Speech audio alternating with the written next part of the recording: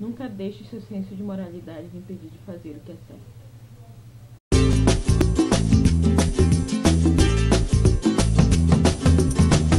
Esse é um vídeo cheio de spoilers, então caso você não tenha visto o livro, lido o livro, não sei se você vai querer encarar tantos spoilers assim. Já fica o aviso aqui. Olá, eu sou a Luma Carneiro, bem-vindo ao canal Extraordinário, Leitor Ordinário. Eu tô aqui hoje para falar do meu livro de julho, pro desafio dos livros para 2019. E o escolhido, então, tinha sido Fundação, do Isaac Asimov. E eu vou deixar o link aqui embaixo para a segunda parte dessa seleção. Enfim, aqui no box de descrição e no cartão aqui em cima também. Que livro! Meu Deus, que livro! Sério, eu nunca li nada de ficção científica antes. Pra não dizer nada, eu li 20% de 1984, mas não pude terminar a leitura.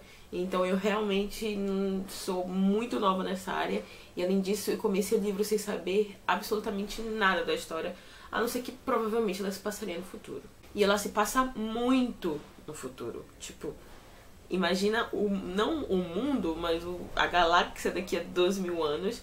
Então a gente não vai falar mais de uma nação soberana no sentido de um país, mas de um império, na verdade, conhecido então como Império Galáctico, que dominou tudo e todos, está aparentemente tudo sobre seu domínio. E então, sabe, planeta Terra, a gente aqui é como se fosse os primórdios da humanidade. É só assim, parece que na Terra aconteceu isso, a moto passou, aconteceu assado. Quer dizer, é como se a gente hoje, o que a gente produzisse, o que a gente desenvolvesse, comparado ao que tá lá na frente daqui a 2.000 anos, não é nada. A gente não é nada, ninguém lembra de nada da gente, praticamente.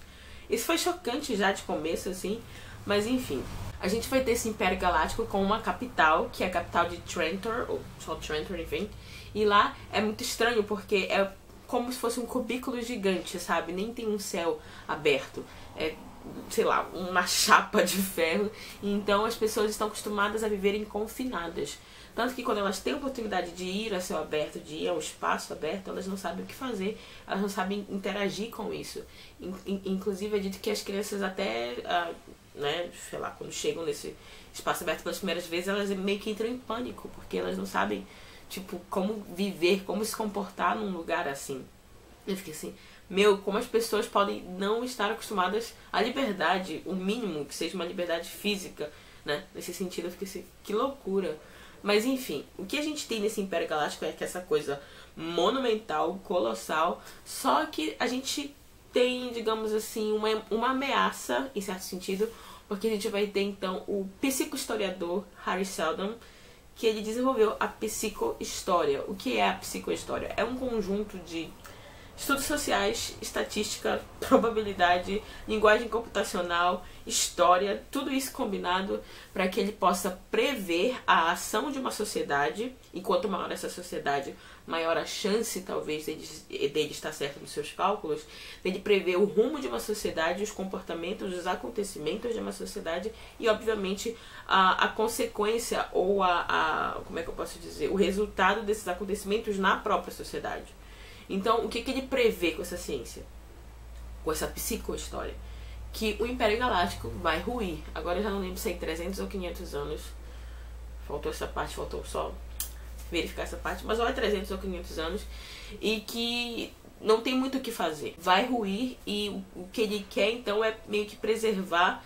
Porque depois desse período, dessa queda, vai vir 30.000 anos de selvageria, de barbárie. O que ele tem em mente é um plano para encurtar de 30.000 anos para apenas 1 milênio, para 1.000 anos. Só que o Império Galáctico, a princípio, vai acusá-lo de traição, porque eles acham que não só ele está prevendo essa queda, como ele está por trás dessa queda. Então ele é levado a julgamento. No julgamento se comprova, então, que ele realmente consegue reverter a situação, que ele vai convencer os outros de que ele não está planejando. Ele está, pelo contrário, querendo salvar um pouco, para que quando a queda acontecer, o ponto de largada para o que vem depois não seja literalmente do zero, né?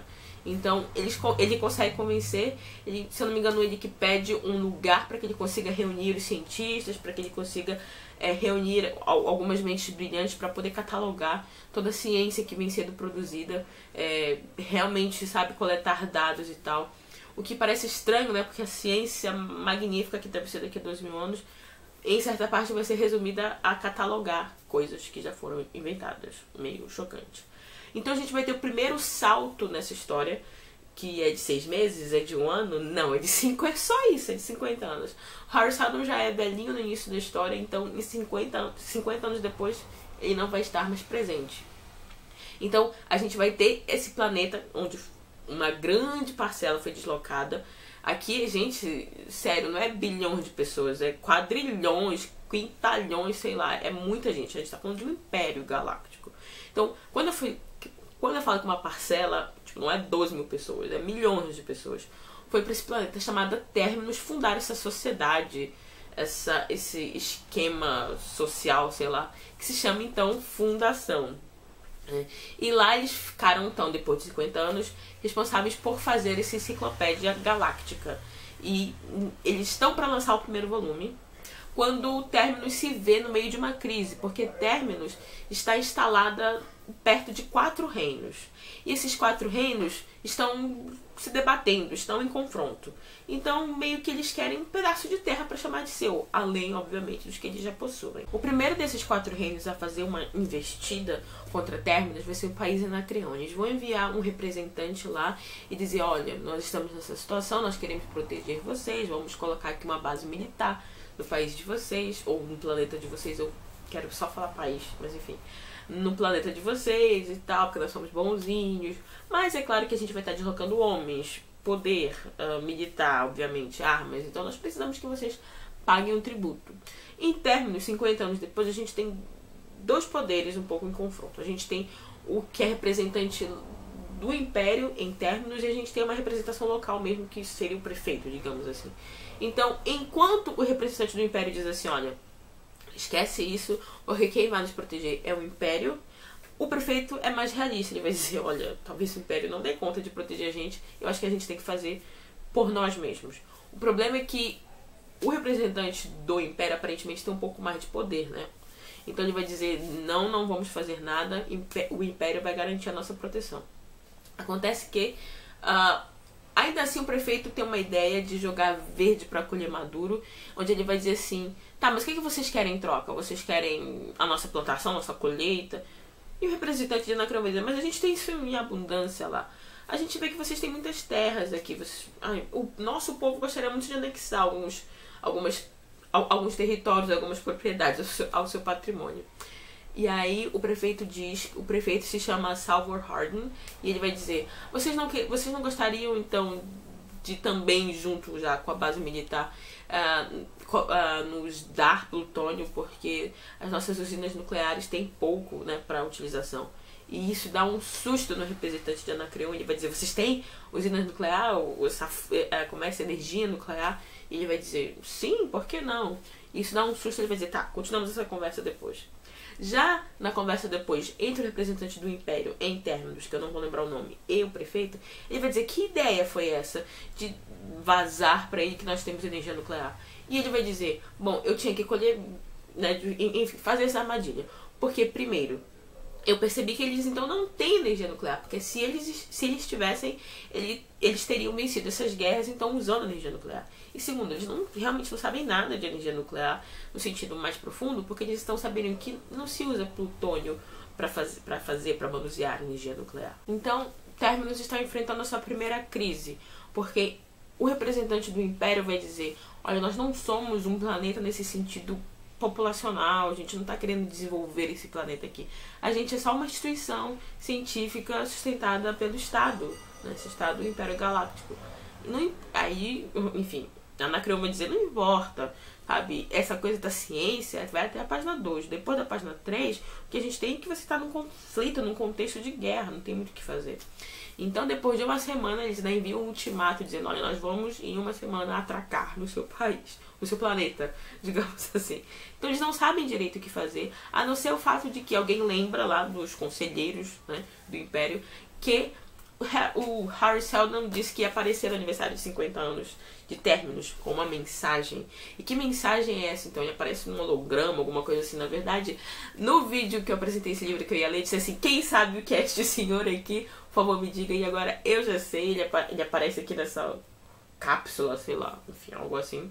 E ele aparece com uma mensagem que eu posso resumir em 2 pontos. Primeiro ponto, enciclopédia é uma farsa. Ele só queria reunir em um lugar afastado um pouco do Império uma nova sociedade com algumas mentes brilhantes, enfim, pra dar, porque o Império realmente vai cair, eles não têm intenção de evitar isso, eles não podem, porque eles precisariam de mais séculos para poder conseguir mudar ou desviar o rumo que o Império já entrou, na rota que o Império já entrou.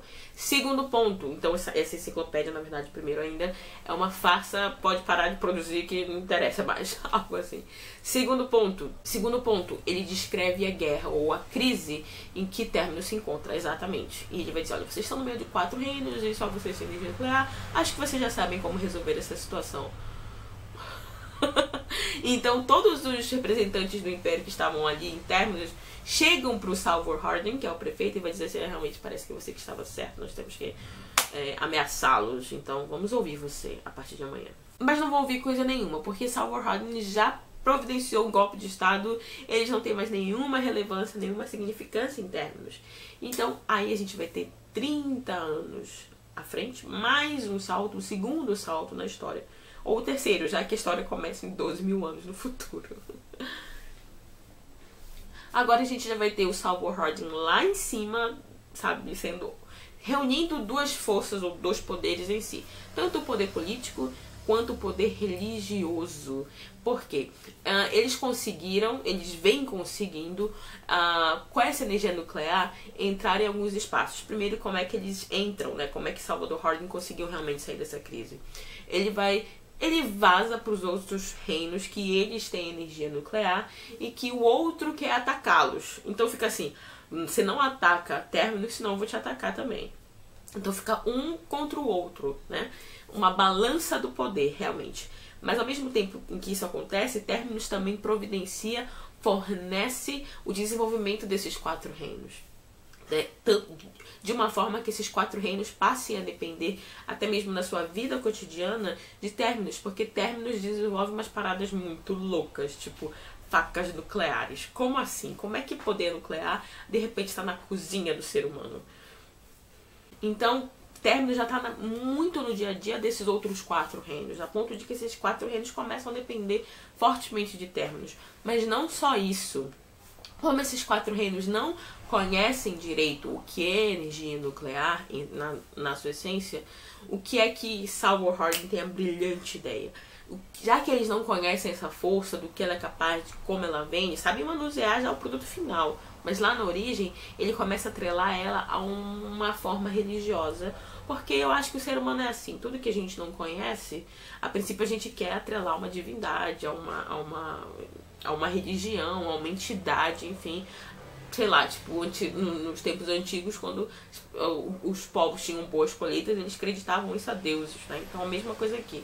Salvor Hardin vai ter a ideia então de atrelar isso à religião, a ponto de que agora a energia nuclear, em sua essência, assim, nesses outros países, ela é também meio que governada por esses sacerdotes, né? Por esses, até talvez, sei lá, sumos sacerdotes, né? Uma posição um pouquinho mais elevada do que só sacerdote. Enfim. Então, Terminus conseguiu desenvolver esses outros 4 reinos para que realmente, olha, eles tanto estejam em pé de igualdade um com o outro, ou seja, eles não conseguem ser maiores uns que os outros, como eles também passam a ser dependentes tanto no seu cotidiano quanto religiosamente, socialmente de Terminus, porque as mentes brilhantes desses 4 reinos vão ser educadas aqui na Fundação. Eles viajam até a Fundação, esse planeta Terminus, para serem educados lá com a religião. Então eles têm realmente, não é balela. Pra quem tá de fora, essa religião realmente não é balela. É assim que Salvor Hardin começa ou sai da primeira crise Seldon. Essas crises são chamadas de crise Seldon. Só que 30 anos no futuro, a gente apresenta então a segunda crise. A gente é apresentado a segunda crise Seldon, que essas potências, esses outros 4 reinos, se desenvolveram a tal ponto que talvez o jogo tenha virado. Agora eles estejam em posição de atacar realmente Terminus, porque Terminus providenciou, forneceu muita coisa para esses 4 reinos. Anacreon pode se revoltar agora contra Terminus de fato. E é isso que, digamos, os deputados vão dizer ao prefeito, né? Dizer assim, olha, a sua política deu certo até aqui, mas a partir de agora pode ser que ela seja uma faca de 2 gumes, e agora a gente vai ser atacado. A não ser, é claro, que você seja um traidor e, na verdade, você esteja realmente querendo abastecer esses reinos para que esses reinos se voltem contra a gente. Então, o Salvor Harding começa a ficar numa situação um pouco conflitante. Além disso, ele escapa para Anacreon. Tipo, como assim? Ele é realmente um traidor, então? Só que ele, antes de escapar, deixa vazar que Harry Seldon vai fazer mais uma aparição agora no aniversário de 80 anos de Terminus, ou da fundação. Só que ele não tem certeza disso. Ele só sabe que ele tá numa crise e que o Harry Seldon apareceu na primeira. Então por que não conjecturar que ele apareceria na segunda? Enfim, ele consegue reverter essa situação em Anacreon, porque Anacreon realmente ia atacar Terminus. E ele volta a tempo de... a mensagem Harry Seldon. Harry Seldon vai aparecer de novo. Então o Salvor Harding realmente estava correto. E agora o Harry Seldon também vai falar dessa segunda crise e vai dizer que eles estão agora vivendo a crise do temporal contra o... Esse esquema de poder, digamos assim, já está começando a ruir, né? Porque o que acontece? Anacreon se revoltou contra a religião, a supra-religião que a Fundação criou. E a gente vai realmente vendo isso. Que Terminus já não... ela ainda consegue anexar territórios nesse sentido. Primeiro colocando dispositivos nucleares. Depois fazendo esses dispositivos nucleares serem atrelados à religião, a esses sacerdotes. O manuseio, né, pelos sacerdotes, enfim. Mas isso vai entrar em choque. Porque, obviamente, primeiro que é uma religião seca e oca, né? Não há nada de realmente divino por trás. Apesar deles fazerem esse parecer, as pessoas... reis levitam, há luzes que saem do corpo da pessoa, a pessoa não morre de bala, enfim, um colete super estranho lá. Então, isso vai entrar em choque. A gente ainda vê realmente Terminus conseguindo anexar um reino aqui ou ali, mas isso se torna cada vez mais difícil, cada vez mais raro. E aí a gente vai então pro terceiro e último salto na história da Fundação, ao menos no primeiro volume, um salto de 70 anos. Então a gente vai cobrir nesse livro um período de 150 anos. E aí a gente vai ter um ponto de vista em que a religião está enfraquecendo, mas lembrem-se que esses dispositivos eles precisam ser vendidos para esses outros reinos, para esses outros territórios, mas por quem? Sabe, eles não chegam em Terminus para comprar. Terminus é que manda os seus comerciantes, os seus mercadores para esses outros lugares. Então o que a gente vai vendo é que assim como a religião vai ruindo, esse outro sistema econômico, né, dos comerciantes, ele vai crescendo estratosfericamente. E agora Salvor Harding também já morreu, né? Então a gente tem outros nomes ali no meio político e a gente tem também os mercadores, os comerciantes, porque agora é uma coisa um pouquinho mais interna e externa à crise. Vamos entrar na terceira crise, Seldon, porque Terminus desconfia que outros países, que outros planetas estejam recebendo energia nuclear, mas tipo, se só ela tem ali por perto, e obviamente não é ela que está financiando, de onde é que está vindo essa energia nuclear? A não ser que haja alguém de dentro do governo repassando ilegalmente, de forma a contrabando, essa energia nuclear a outros países.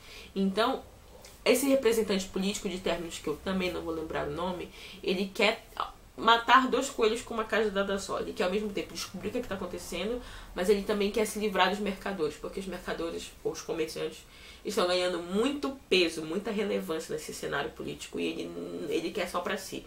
Ele quer reunir em si o que não acontece desde Salvor Harding, o primeiro prefeito de Terminus, quer reunir em si o poder político e religioso. Então, ele quer que a religião tenha essa relevância de novo, né? Então ele arma um plano para que os comerciantes saiam enfraquecidos, com a sua reputação enfraquecida. Esse plano não dá certo. E a gente tem o príncipe mercador principal, porque eles estão tão avantajados, crescendo tanto, que alguns passam a se tornar príncipe mercadores, né? Então a gente vai ter o Robert Mallow, acho que é isso, né? Robert Mallow, E aí ele vai se destacando até mesmo no cenário político. Então ele começa a reverter a situação. Ele passa a ser mais importante talvez até do que aquele representante do governo que está querendo tirar os comerciantes da jogada. Porque o Mallow agora, se antes os comerciantes eles primeiro comercializavam os produtos para que depois a religião viesse e eles também fizessem esse background, esse pano de chão, ou esse... não sei como dizer isso, mas como se eles preparassem um terreno para que a religião entrasse. Agora o Robert Mallow não vai nem fazer isso. Ele vai dizer, olha, eu não tô aqui por causa que eu quero daqui a 2 anos, essa brechinha que eu abri aqui, a religião venha e acabe com tudo, para que a gente comece a governar o seu planeta, não só de forma comercial e religiosa, mas de forma política e social também. Não, ele só quer cumprir a meta dele, né? Que é o que eu li lá no início, essa coisa de eu vou fazer o que tem que ser feito para fazer o que é correto. E o que é correto para os mercadores? Bater a meta. Então não tem mais religião. Religião para os mercadores, para os comerciantes, é realmente carta fora do baralho, né? Então isso faz com que eu acho que é Stir o nome dele, fique possesso, porque ele quer a religião de volta na jogada. Só que por que ele quer a religião de volta na jogada? Tá estranho isso, porque a religião não tem mais tanta relevância. Até que o Robert Mallow e um amigo dele vão entrar num consenso de que talvez haja algo por trás disso, dessa implicância com o Robert Mallow descartar a religião. E eles chegam à conclusão de que talvez seja porque esse representante do governo, vamos chamá-lo de Stir, porque eu realmente não lembro, mas se não é Stir, é algo muito próximo disso. Eles vão dizer o seguinte, que talvez o Sr. esteja querendo que a religião seja peça importante de novo, porque ele quer concentrar em si o que não acontece desde Salvor Harding, concentrar em si o poder político e religioso. Com isso, ele vai fazer com que, se ele conseguir concentrar nele esses 2 poderes, ele vai fazer com que os comerciantes, e em especial o Robert Mallow, um príncipe comerciante, seja visto como herege, como se eles representassem heresia, e ele finalmente conseguisse excluir esse poder. Só que esse outro planeta, em que primeiro havia o princípio de que talvez estivesse entrando em contrabando com Terminus, enfim, algumas vias vai entrar em guerra com Terminus também. Então, só que agora o Robert Mallow conseguiu realmente ser elevado, sabe, em grande relevância. Ele exclui, realmente ele consegue reverter a situação. Então o representante do governo é afastado. E agora há uma outra guerra para ser disputada, em que o Robert Mallow vai dizer, a gente vai jogar essa guerra não jogando. O final parece mesmo como se fosse a Guerra Fria. Esse livro foi escrito bem antes da Guerra Fria. Foi em 1940, entre 1940 e 50. Vou colocar a data em algum lugar aqui na tela se eu estiver errado. Mas é mais ou menos esse período, ou seja, antes da Guerra Fria. Mas parece realmente um contexto de Guerra Fria, que ele vai dizer... O livro termina dizendo que essa foi a guerra menos... Como é que eu posso dizer? Menos lutada da história, sabe? Menos em que planetas entraram em conflito, digamos assim. No conflito direto, obviamente, que eu quero dizer. E o livro termina dizendo que então a gente tem quase uma tríade, né?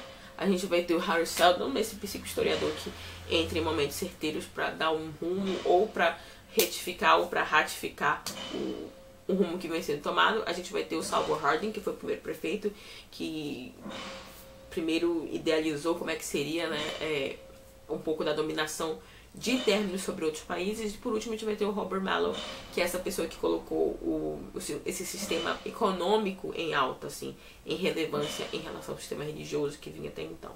Eu contei primeiro só o resumo da história, que já foi gigante, mas eu realmente precisava contar toda a história, porque eu quero comentar um pouco, e eu prometo que eu não vou demorar tanto quanto demorei para fazer o resumo, ok?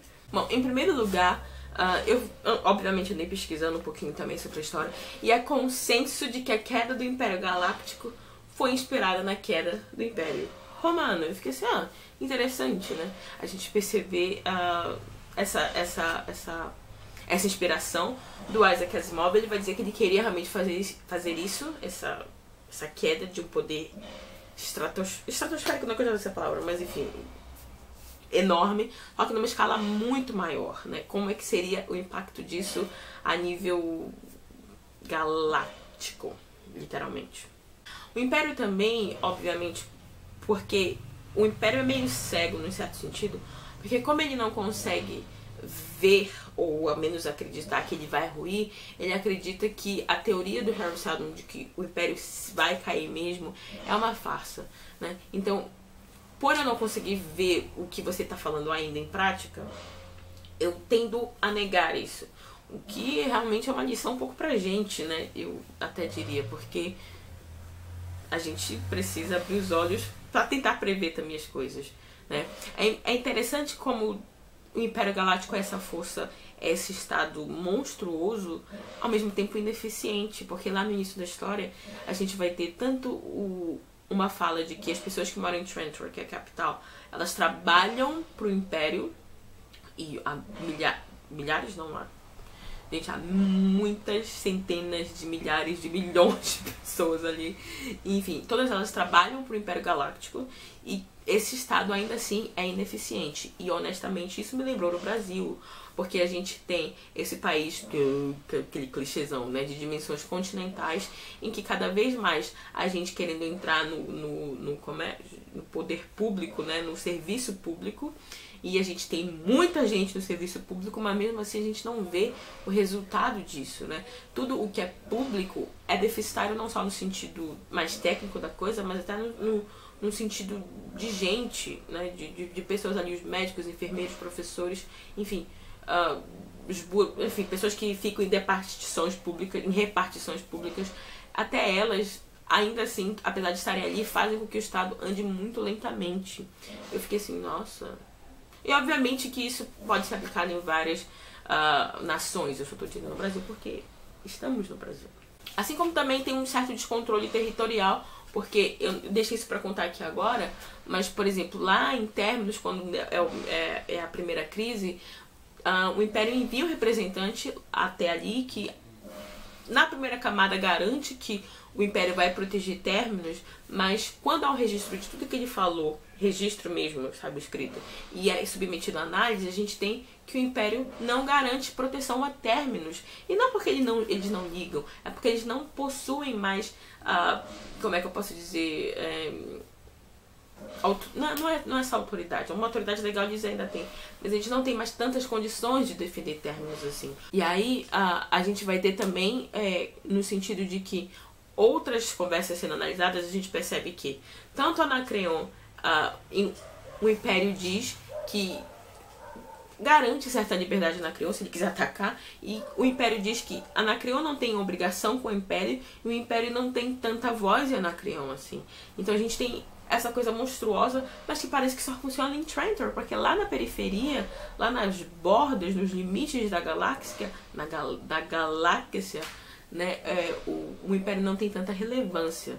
Na verdade, o que a gente vai vendo ao longo do livro é uma certa inversão de papéis. É claro que ainda numa escala ínfima, mas o Império realmente já está começando a ruir nas bordas, na periferia, mas a gente também tem um poder surgindo aqui na periferia, que é Terminus. Terminus, se você parar para prestar atenção, não perde nunca. Na verdade, há uma certa, eu diria até que há um certo louvor em relação à frieza, mas em relação ao fato de que o poder é sutil. Porque lá em Terminus, obviamente, como eu já falei, Terminus ganha todas as guerras, mas ganha num jogo não jogado. Todo mundo que quer jogar ali, quer entrar em confronto, me parece que é retratado pelo Asimov como se fosse a emoção, você dar vazão à emoção. Todo mundo que quer atacar vai perder, porque isso é uma guerra mental, psicológica. E a razão, ela é muito louvada, né? Porque a gente vê tanto o primeiro prefeito, o Salvor Harding, como os outros representantes que vêm a seguir, eles não querem entrar em confronto. Na verdade, Terminus faz de tudo para não entrar em confronto. Desde a primeira crise, ela eleva os outros países financeiramente, eleva socialmente, eleva na educação também, tudo para não entrar em confronto. Então, para mim, há esse louvor à razão, sendo a razão a retração de guerras, digamos assim, o não ir para a guerra, né? O poder é sutil, o poder, por mais que você tenha mil armas, enfim, só a nível para comparar aqui, não significa que você é mais poderoso do que alguém que tem uma arma só, em certo sentido. O poder é jogado, o jogo é jogado de outra forma, né? Sei lá. Não adianta ter 1000 armas e não saber administrá-las corretamente. Me parece ser essa um pouco a ideia do Asimov, quando ele faz com que Terminus sempre saia ganhando quando decide não entrar em guerra. Agora, eu também queria falar de algo que me é muito caro, assim, por eu ser uma pessoa religiosa, cristã e calvinista, e que um pouco... Eu não sei nem direito como eu vou falar aqui, como vai sair, mas é quase que dar um vídeo só disso, assim, se eu quisesse fazer uma análise sobre a fundação, sobre uma perspectiva religiosa. Primeiro que a gente vai ter a religião como forma de dominação sobre outros territórios, né? É claro que aqui não é uma questão de ciência ou religião, e nem de ciência e religião. A gente tem a ciência servindo a... Desculpa, o contrário. A gente tem a religião servindo a ciência, servindo a tecnologia, né? Sendo como ai meu Deus, em português, fantoche, né? Então, por mais que as pessoas vejam ali um monstrinho, um animalzinho, por dentro há uma mão, há uma mente pensante, que é essa energia nuclear, que é a forma mais concreta e pesada de dominação realmente sobre outros. Mas além disso, desse aspecto da religião servir realmente como massa de manobra, não, como instrumento de manobra, a gente tem a religião, a gente tem a outra vertente de que ver um pouco da psicohistória, de que certa psicohistória também não é como um pouco o livre-arbítrio, entendeu? Ou ao menos a eliminação do livre-arbítrio. Porque o que acontece? A gente vai ter Harry Seldon primeiro, na primeira mensagem, na primeira aparição dele, depois de 50 anos lá em Terminus, ele dizendo: a gente não podia deixar vocês saberem o que estava acontecendo, porque na nossa ciência, na psicohistória, o povo não pode saber que está sendo alvo de um estudo, porque senão as variáveis aumentam muito na hora do cálculo. Então, a gente precisava deixar com que as coisas acontecessem até chegar a um ponto em que vocês não têm tantas alternativas assim. E, na verdade, ele vai dizer isso: a cada crise Seldon, vocês têm menos alternativas e vocês vão trilhar cada vez mais o caminho que a gente quer que vocês trilhem. E eu fiquei pensando, isso é um pouco como eliminar o livre-arbítrio, né? Eu fiquei... Será que dá pra fazer essa comparação? Não sei. Me digam vocês se Harry Seldon seria um pouco... Não uma figura de Deus, né? Ao menos nessa coisa mais calvinista, né? Enfim, de uma representação de Deus, onde o livre-arbítrio aparentemente é uma farsa, né? Terminus não tem saída, porque desde o início já está lançado. A questão de sobrevivência deles, o que eles fazem para sobreviver, é sempre uma coisa que já se... O Harry Seldon, há 150 anos atrás, já sabia. Então, até que ponto vai a liberdade de Terminus realmente? Até que ponto essa fundação tem poder de ação, tem vontade própria? E é engraçado porque a sociedade ali, a sociedade mesmo, as pessoas, a gente não tem muita a individualização delas. A gente vai ter a sociedade de Terminus sendo apresentada sempre como isso, a sociedade, a massa, a população. Né? Quem a gente vai acompanhar individualmente são sempre os poderes. A gente vai ter os prefeitos, a gente vai ter os representantes do governo, ou até mesmo representante do Império, mais no início da história. Mas população mesmo é sempre isso, é um grupo só. A gente nunca tem essa individualização em Terminus, sabe? E eu fiquei assim, estranho isso, né? Essa luta contra a liberdade de ação e destino pronto. Eu fiquei assim, até que ponto realmente eu penso, né? O Harry Seldon tem poder sobre Terminus. Até que ponto? Eu fico pensando honestamente, e eu não sei nada ainda da história que vem nos outros livros, Harry Seldon vai estar sempre certo. Será que uma hora alguma profecia dele vai ruir? Falando em profecia, ainda no aspecto religioso, tem outra coisa importante de lembrar, é que isso eu achei meio que formidável, sabe? Como o linguajar religioso ele é substituído também. Então, por exemplo, a gente fala por Cristo, por Deus, e lá, tipo, pela galáxia, você vai parar de me azucrinar, sabe? Ou pelo espírito galáctico e o seu profeta Harry Seldon. Eu fiquei assim, tem uma hora, é que eu não vou lembrar, mas até os palavrões, eles são transformados um pouco num linguajar meio religioso. Eu queria muito ter achado, mas eu não consegui achar agora. Mas eu fiquei, gente, isso é meio formidável, não? Sabe? Eu fiquei assim... sensacional essa parte, assim, São 12 mil anos, essa coisa, talvez, essa imagem aqui que a gente tem de Deus lá pra frente, no contexto de ficção científica, obviamente, ela é meio que destruída mesmo, né? A religião, ela não tem mais um poder religioso, como é que eu posso dizer, tão pessoal, assim, né? Como Deus é para os cristãos. É mais essa coisa mesmo de novo, instrumento de manobra. Em relação a enciclopédia, que palavra difícil de falar, é possível perceber até uma inspiração também no iluminismo, porque uma das obras mais conhecidas do iluminismo foi uma obra chamada Enciclopédia, dividida em 35 volumes, lançada dos anos de... deixa eu ver se eu lembro aqui de cabeça... 1752 a 1771. Então a gente tem essa inspiração muito forte na enciclopédia para a Enciclopédia Galáctica, apesar de, obviamente, a segunda ser uma fraude. Né? Fazer o quê? Falando em iluminismo, é muito claro ver também a influência do feudalismo, principalmente em Anacreon, porque o representante de Anacreon, quando chega em Terminus, vai dizer: interessante a sociedade de vocês, hein? Vocês não têm camponeses. E aí o Salvor Harding vai dizer: nós também não temos nobreza. Né? Esse sistema de classes muito feudalista. A gente tem também uma outra referência nisso, quando eles estão realmente já negociando essa coisa da base militar. E que Terminus então teria que pagar um tributo. O Salvor Harding vai dizer: que vocês querem em troca? Vocês querem nossa plantação, nossas colheitas? Aquela coisa de: não, nós queremos a terra de vocês. Então, esse sistema também econômico, né, e territorial de propriedade, divisão de propriedade. Então, realmente, a gente vai ter esse... Eu vou deixar o link aqui embaixo também de um site que eu visitei, falando um pouquinho sobre fundação. Eu até anotei em algum lugar e eu quero ler da forma como eu anotei. Deixa eu só achar aqui agora, né, gente?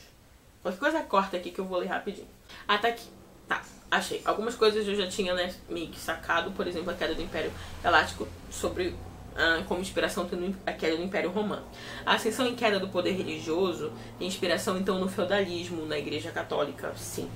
Aí depois ele vai dizer isso aqui, eu fiquei assim, realmente, tipo, a ascensão do comércio e capitalismo tem relação com as grandes navegações, aquele período, né, das grandes navegações, do poder marítimo e ascensão, né, e a gente vai ter mesmo essa sensação mesmo de: olha, temos aqui esse produtinho aqui maravilhoso nuclear pra você, temos essa faca, temos esse colete, temos essas luzes aqui, temos esse poder que faz você flutuar, essa coisa realmente comercial. Eu fiquei assim, nossa, então, tipo, o Asimov conseguiu se inspirar em vários sistemas econômicos e sociais para fundar ou para fundamentar também a sua história, né, a ponto de todos eles terem o seu período de importância. Ele conseguiu... É como se ele tivesse conseguido contar a história que se passou em milhares de anos aqui na Terra em 150 anos na galáxia. Eu fiquei... que maravilhoso é esse poder que vai, sabe, assim, que consegue sintetizar tanto em tão pouco. Porque esse é o conceito de sintetizar, né? Obviamente. E já que eu tô falando também das grandes navegações, eu posso estar errada, e realmente posso estar muito errada, mas eu pensei assim, essa coisa que eu li lá no início, essa coisa do certo ser não mais atrelado a uma moral, ou que é justo atrelado a uma moral de bem e mal, né? Como ele vai dizer: não deixe o seu sentido, o seu senso de moralidade te impedir de fazer o que é justo, o que é certo. Eu fiquei, mas o que é certo e justo então para esses comerciantes então? E aí eu fui andar de forma digital, né? Fui dar as minhas pesquisadas. E posso estar errada agora, posso ter feito conexões erradas, mas eu pesquisei e cheguei numa parada chamada utilitarismo, que vai dizer que o bem é o que vai proporcionar felicidade. Não necessariamente o bem, essa coisa talvez no sentido mais cristão da coisa. É o bem o que vai proporcionar felicidade, o mal é o que vai proporcionar tristeza, digamos assim. Eu pensei nessa coisa mais voltada para o objetivo final do que para o processo inteiro, né? Que é justamente o que os comerciantes fazem. Eles não focam muito no que eles precisam fazer para vender, eles focam no final, no que eles precisam vender. E a gente vê isso, sabe? Eles são muito ardilosos. É uma mente assim, não é? É uma mente brilhante, porque você precisa... Eles dialogam com reis, eles dialogam com autoridades, eles são líderes de esquemas. E eu fiquei assim, tudo pra bater a meta. Porque pra eles é isso que importa. E obviamente por trás talvez essa sobreposição da fundação sobre outros planetas.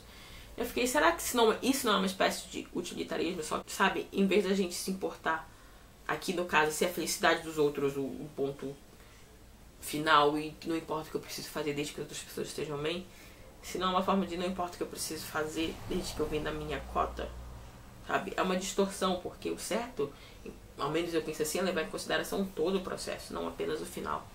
Me digam vocês se eu estou vendo. Enfim, eu acho que eu falei durante quase 1 hora, tirando os cortes que eu vou fazer, obviamente. E eu encerro com 2 perguntas, então. A primeira é: depois de 12 mil anos, só tem ser humano no espaço? Porque eu também sei que o Asimov mexe com robôs.